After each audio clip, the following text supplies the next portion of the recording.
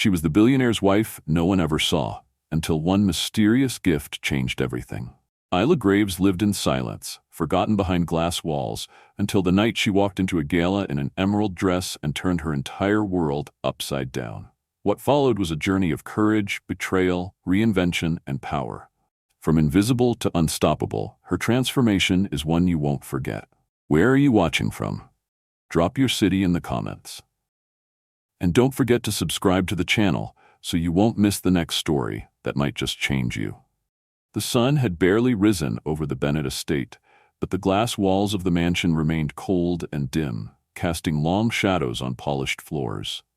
Isla moved silently through the house, a phantom in bare feet, her presence almost imperceptible even in her own home.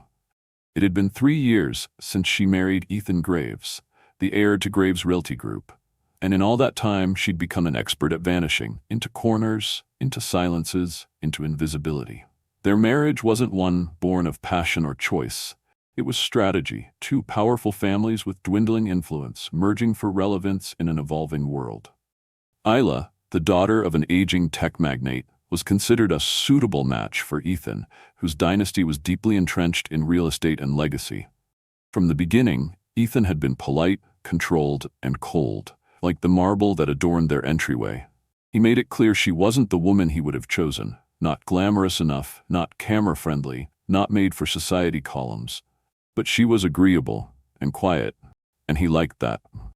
At first, now silence was all they shared. Isla had once believed that patience could carve a space for her in his world. That if she tried hard enough, read the right books, wore the right dresses, smiled at the right times, he might one day look at her and see something worth admiring. But admiration was never what Ethan wanted. What he valued was image, power, and precision. Isla, with her soft edges and thoughtful silences, was simply inconvenient. She found comfort where she could, in the glass greenhouse tucked behind the mansion, overgrown and forgotten, where she nurtured delicate herbs and fragile wildflowers. In Miriam, the housekeeper who had served the Graves family for over 30 years and treated Isla like someone worth noticing. And in the solitude of her journals, where she wrote the words she was never brave enough to speak aloud. That morning, the routine unfolded like every other. Ethan was in his study by 6, reviewing contracts, dressed in a gray suit that matched his mood. He didn't glance up when Isla entered with his coffee, only murmured a brief thanks before dismissing her with a nod. As she turned to leave, her eyes landed on the sleek black envelope resting on his desk. The tourist gala. Formal attire required. Isla felt a pang, another event she would not be attending. "You're not needed there," Ethan had said last week when the invitation arrived. "Investors, media, you'd hate it." She had nodded, as she always did. She had stopped asking why a long time ago. Later, while tidying the foyer, Isla found an unfamiliar box on the console table. White, tied with a satin green ribbon. Her name written in elegant cursive, Isla Bennett. No sender, no note, at least not immediately visible. Curious, Isla carried it to the greenhouse and untied the ribbon with hesitant fingers. Inside lay an emerald gown of such rich color it seemed to shimmer in the light, a gown not meant for shadows. Tucked beneath it was a small card, 5 words, handwritten, "For when you remember yourself." Isla sat still for a long time, staring at the dress as though it might vanish. It was beautiful, too beautiful to be meant for her, and yet someone believed she was worthy of it. That evening, while Ethan prepared to leave for the gala, she stood in the doorway of their bedroom, watching him knot his tie. He didn't look at her. He rarely did anymore. "I won't be late," he said flatly, picking up his coat. Isla didn't respond. Her gaze drifted toward the box resting quietly on her side of the bed. Something stirred in her, small, warm, unfamiliar. Not quite anger, not quite hope. When the door shut behind Ethan, Isla exhaled slowly. Then she turned and walked to the box. Her fingers trembled as she lifted the gown. Maybe tonight? Maybe just once. She didn't want to disappear. Miriam found Isla standing barefoot in the greenhouse, the emerald dress draped over her arms like a question she didn't know how to ask. The older woman didn't speak at first. She simply walked over, took one look at the gown, and smiled softly. "Well," Miriam said, brushing a strand of Isla's hair behind her ear. "About time someone reminded you you're allowed to be seen." "I don't know who sent it," Isla murmured. It doesn't make sense. Doesn't have to, Miriam said. You've spent enough time waiting for permission. Maybe now it's about deciding for yourself. Isla hesitated. The gala had already begun. She had no makeup, no stylist, no plan. But Miriam, as if reading her mind, turned toward the house. Give me 10 minutes. I'm calling my niece. By the time the stylist Jules arrived, the sun was dipping low beyond the glass walls of the greenhouse. She came armed with a rolling case of brushes and palettes, and a contagious laugh that filled the sterile mansion with unexpected warmth. Full transformation mode, Jules announced cheerfully, circling Isla like a project she couldn't wait to bring to life. We're not just going for elegance, we're going for poetic justice. Isla tried to protest, but Jules waved her off. You're going. No more hiding. Not tonight. For the next hour, Isla sat still while Jules worked her magic. Miriam steamed the dress and found a pair of silver heels Isla had received as a wedding gift but never worn. The house, normally silent, buzzed with energy, as though it too had been waiting for this moment. Don't look yet, Jules said as she dabbed the final touch of highlighter to Isla's cheekbones. You need the full effect. When they finally turned her toward the mirror, Isla stared at the reflection as though it belonged to someone else. The woman in the glass wore the emerald gown like it had been made for her. Her dark hair fell in elegant waves, her eyes glowed under subtle shimmer, and her expression, usually hesitant, held something quietly fierce. She reached up and touched the pendant Jules had fastened around her neck. A delicate silver key on a thin chain. For unlocking doors, Jules had whispered. A car pulled up outside just as Isla stepped into the foyer, clutching a silver clutch Miriam had pressed into her hands. The family's chauffeur, Robert, stood waiting, his expression a mix of awe and gentle approval. Evening, Mrs. Graves, he said, opening the door. You look stunning. His words settled something in her. Isla nodded, her voice steady. Let's go. The gala was in full swing when they arrived at the Grand Haven Hotel. Through the gilded windows, Isla could see champagne flutes glinting, clusters of glittering guests, and the flicker of camera flashes. She hesitated as Robert came around to open her door. I can turn back if you prefer, he offered kindly. But Isla shook her head. No, I need to do this. As she stepped out of the car, a hush fell near the entrance. Guests turned to look. The woman in the emerald dress didn't look like someone who should be ignored. She looked like someone who had arrived late, but with purpose. Inside, the music swelled around her as she stepped through the glass doors. Chandeliers dripped with light, and laughter echoed through the ballroom. Isla walked slowly, letting her heels announce her arrival with every deliberate step. A man near the entrance asked, Invitation, miss? I'm Mrs. Isla Graves, she said calmly. My husband is already inside. He nodded immediately. Of course, Mrs. Graves. Welcome. With that, Isla entered the ballroom. Truly entered it, not as an accessory or an afterthought, but as herself. All eyes didn't just turn to see what she wore, they watched to see who she was. And for the first time in years, so did she. Isla moved through the ballroom like a woman stepping into sunlight after years spent in the shade. The emerald gown shimmered beneath the chandeliers, catching the light in waves that drew subtle glances from every direction. But it wasn't just the dress. It was the way she held herself. Shoulders back, chin lifted slightly, as though she'd finally remembered who she was before the silences, before the dismissals, before she learned to disappear. She hadn't taken more than 10 steps before a voice rang out cheerfully behind her. Oh my God, you're Isla Graves. Turning, Isla found herself face to face with Sasha Torres, daughter of the very man Ethan hoped to impress tonight. Sasha was sharp-eyed and radiant in a navy jumpsuit that defied the sea of gowns around them. She beamed like they were old friends. I'm sorry, Isla said, caught off guard. Have we met? Only through whispered gossip and evasive answers from your husband, Sasha said with a wink. He never brings you to these things, but you're a vision. I thank you, Isla stammered. No need to be modest. Come on, I was just about to die of boredom, talking to a guy who thinks investment properties are a personality. Walk with me. Before Isla could object, Sasha had looped an arm through hers and was guiding her across the ballroom toward a corner where a small group of younger guests laughed over half-drunk champagne flutes. She's real, Sasha announced dramatically. Everyone, meet Isla. wife of the ever-elusive Isla Graves and apparently a goddess in disguise. There was a ripple of surprise, followed quickly by warm greetings and curious smiles. Isla was introduced to a nonprofit founder, a museum director, a journalist, and a poet who split time between Brooklyn and Paris. No one asked her about square footage or market value. Instead, they asked her about books, films, causes she cared about. And when she hesitated, they waited, not impatiently, but like what she had to say might actually matter. For the first time in years, Isla wasn't shrinking to fit a room. She was expanding to fill it. "You don't look bored," the museum director remarked as she and Isla sipped champagne near the edge of the crowd. "I'm not," Isla admitted. "This is different." "It's you," Sasha chimed in from nearby. "You're different, and in the best way." Across the ballroom, Isla caught a glimpse of Ethan. He was speaking with an older investor, but faltered mid-sentence when he spotted her. His face registered a flicker of something, surprise maybe, or confusion, or unease. Sasha followed Isla's gaze. "You didn't tell him you were coming?" "No," Isla said quietly. "Good," Sasha replied. "Sometimes the best entrances are the ones nobody sees coming."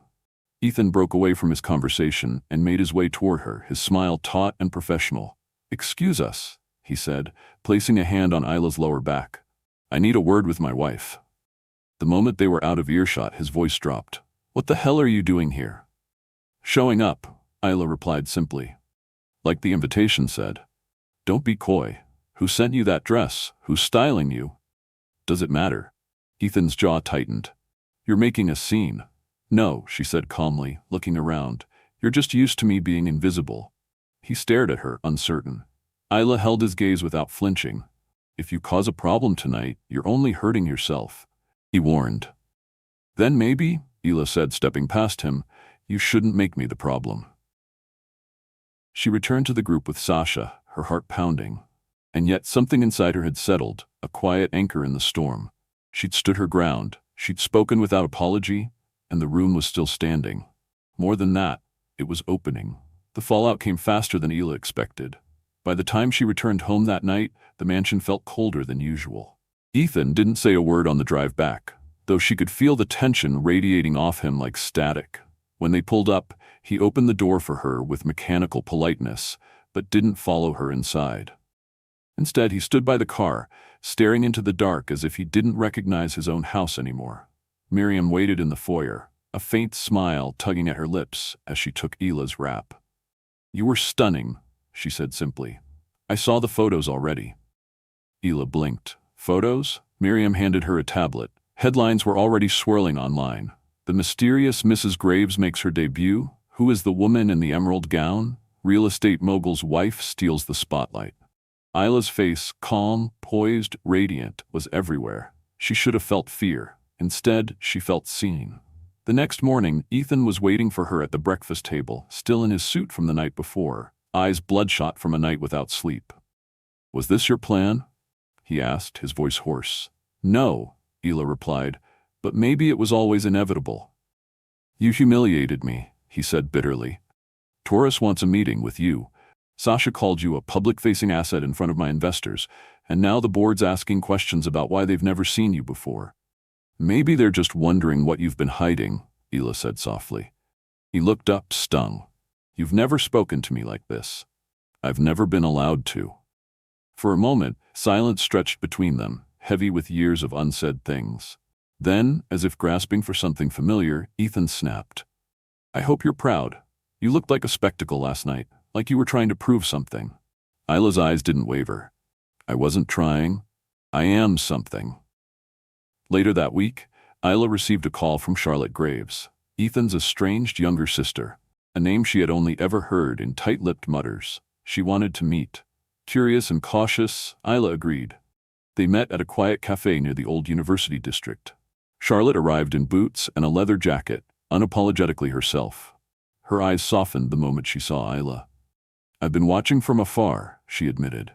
"You reminded me of myself before I ran." "Ran?" Isla echoed. "I couldn't breathe in that family. The Graves are taught to value legacy over love, image over integrity. Ethan, he wasn't always like this, but he was taught to protect the brand, and people who feel deeply, they don't fit." Charlotte leaned in, her voice low. Don't let him clip your wings, 'cause he's afraid of how brightly you shine. That night, Isla stood before the dark, unused west wing of the mansion.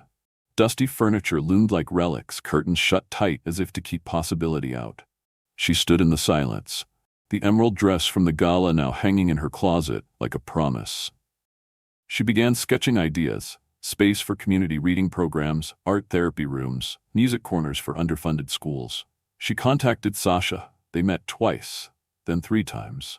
Isla started drafting a proposal under her own name. When Ethan saw the plans by accident, left open on her desk, he erupted.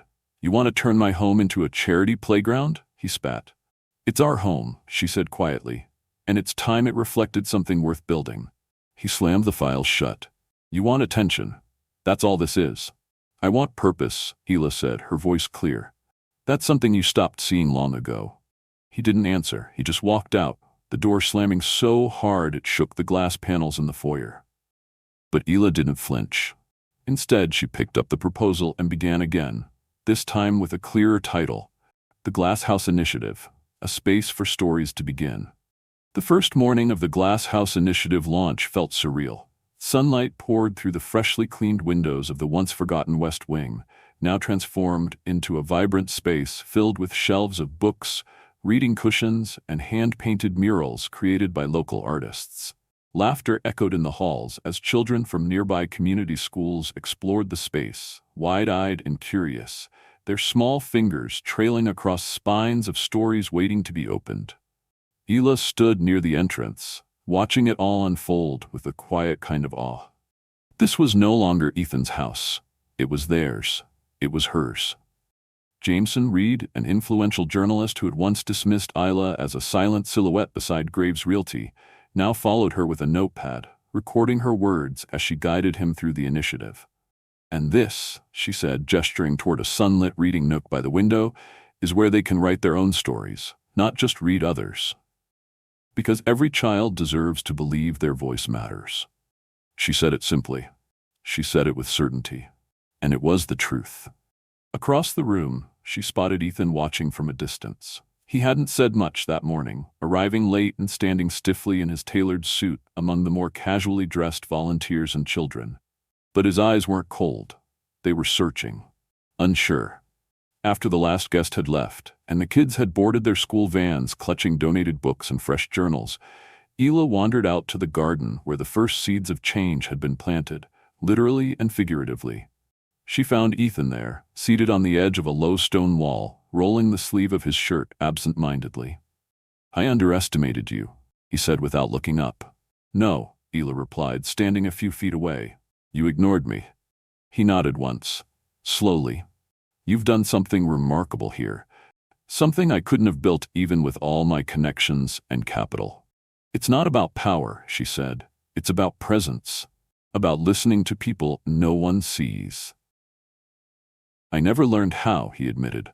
"My father taught me to control the room, not hear it." Silence stretched between them. "I kept trying to make you disappear because I didn't understand how to share space with someone who didn't need me to speak for them," he added. "But you're not a shadow, Isla. You're the whole damn light." She sat beside him, the autumn breeze tugging at loose strands of her hair. "You didn't destroy me, Ethan," she said softly. "I just stopped shrinking to make you feel bigger." A week later, a surprise headline hit the business pages. Graves Realty pledges $2 million to community literacy through Glass House Initiative. The accompanying photo showed Isla, not Ethan, cutting a ribbon beside smiling children and public officials. Ethan stood to the side, not at the center. It had been his idea, quietly, without demand or announcement. That same evening, Isla received an invitation to speak at the National Education Reform Summit. The email began with, "We've been following your work. You are exactly the voice we need." The night before she left for the summit, she found a small box waiting for her on her pillow. Inside was a delicate platinum bracelet with a tiny emerald charm and a handwritten note. "For the woman who turned glass walls into open doors." Isla traced the charm with her fingers. She smiled. The next morning, standing at the podium of the summit, facing a sea of educators, policymakers, and advocates, Isla began not with statistics or strategy, but with a story. There was once a house made of glass, beautiful but cold, silent, until one day someone dared to speak inside it. And in that moment, the silence shattered. The applause that followed wasn't just for the foundation she built or the program she launched. It was for the woman she had become, no longer unseen or no longer afraid. The emerald dress remained in her closet, a symbol of the first step. But now, Isla didn't need a gown to be visible. She had become her own spotlight, and the world had finally turned to face her. Sometimes, the most profound transformations begin not with noise, but with stillness. When someone finally decides they deserve to be seen, not for who others expect them to be, but for who they truly are. Isla's journey was never just about a dress, a gala, or even a foundation. It was about reclaiming her voice after years of silence, rediscovering her power after being diminished, and learning that love without respect is not love at all. Her story teaches us that we cannot wait for others to validate our worth. We must choose it ourselves. Visibility is not about attention, it's about authenticity. When we stop shrinking to fit into someone else's mold, we start to grow into the person we were always meant to become.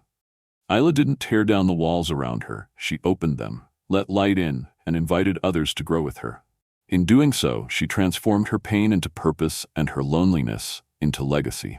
So wherever you are, whether in a quiet job, an unseen relationship, or a dream you've kept hidden, remember this: you are allowed to take up space. You are allowed to shine. If this story touched your heart, I'd love to know. Where are you watching from? Drop your city or country in the comments below. And don't forget to subscribe to the channel so you never miss another story like Isla's.